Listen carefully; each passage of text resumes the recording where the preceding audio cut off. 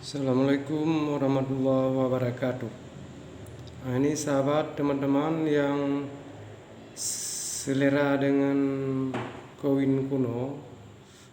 Ini uang karapan sapi 100 rupiah. Susah dicari yang tahunnya 1997. Kalau 91, 92, 94, 96 sampai 99 ya masih banyak. Nah, ini yang susah dicari oleh kolektor 1997. Nah, ini tahun ganjil. Susah dicarinya. Ya, teman-teman bisa nonton ini semuanya. Ya. Assalamualaikum warahmatullahi wabarakatuh.